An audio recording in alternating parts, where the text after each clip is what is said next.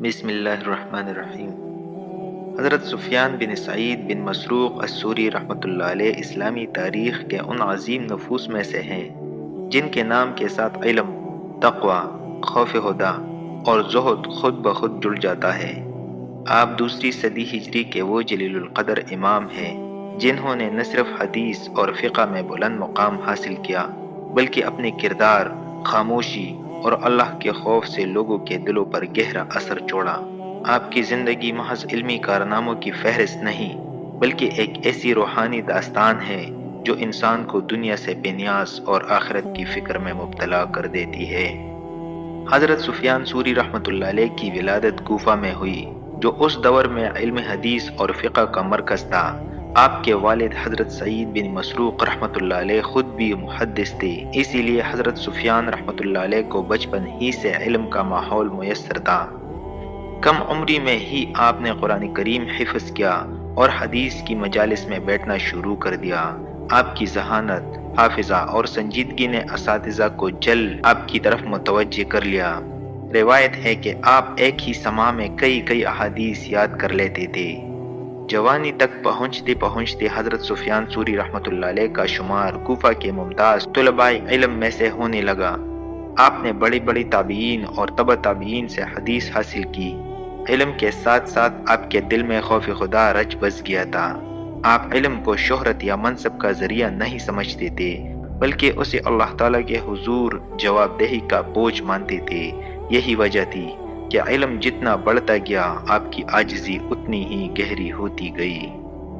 حضرت سفیان ثوری رحمۃ اللہ علیہ کے زمانے میں عباسی خلافت کا دور تھا۔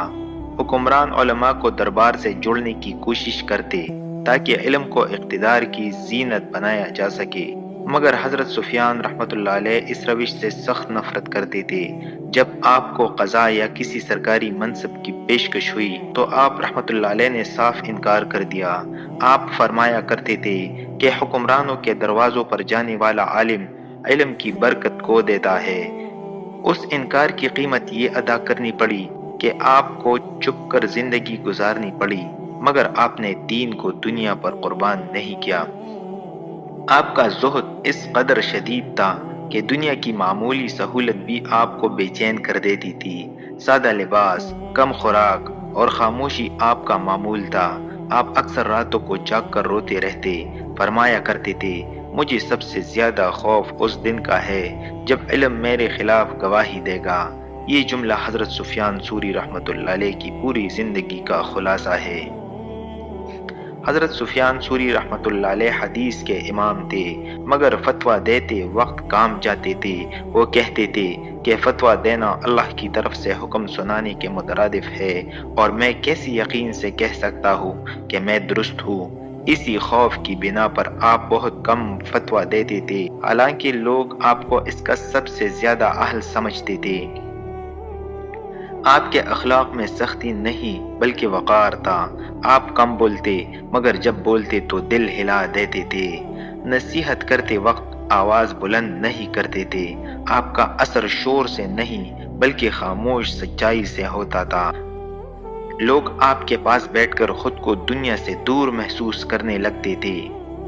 حضرت سفیان ثوری رحمۃ اللہ علیہ فرماتے تھے کہ دنیا ایک سایہ ہے جو پیچھا کرنے سے دور بھاگتا ہے اور چھوڑ دینے سے خود قریب آ جاتا ہے۔ اسی لیے آپ نے دنیا کو چھوڑ دیا تو دنیا آپ کے قدموں میں آ گئی، مگر آپ نے اسے کبھی ہاتھ نہیں لگایا۔ آپ کی مجلس میں بیٹھنے والا انسان دولت، شہرت اور خواہشات کی حقیقت سمجھنے لگتا تھا۔ آپ کا خوف خدا اس حد تک تھا کہ کبھی کبھی بیمار پڑ جاتے تھے۔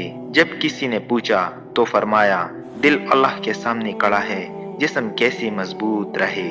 یہ خوف مایوسی نہیں بلکہ معرفت سے پیدا ہونے والا خوف تھا جو انسان کو سنوار دیتا ہے۔ حضرت سفیان ثوری رحمۃ اللہ علیہ کا انتقال بھی گمنامی میں ہوا، مگر آپ کا نام آج بھی زندہ ہے۔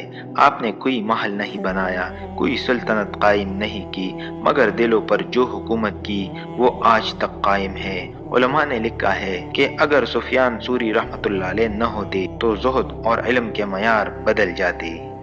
آپ کی زندگی ہمیں سکھاتی ہے کہ علم اگر خوف خدا کے بغیر ہو تو وبال بن جاتا ہے، اور اگر خوف خدا کے ساتھ ہو تو نجات کا ذریعہ بن جاتا ہے۔ حضرت سفیان ثوری رحمۃ اللہ علیہ اسی علم کے پیکر تھے، خاموش، لرزتے ہوئے، مگر اللہ کے نزدیک بلند مرتبہ۔ اگر آپ کو ہماری یہ ویڈیو اچھی لگی ہو تو ویڈیو کو لائک اور شیئر کریں، اور ہماری چینل کو سبسکرائب ضرور کریں۔ شکریہ۔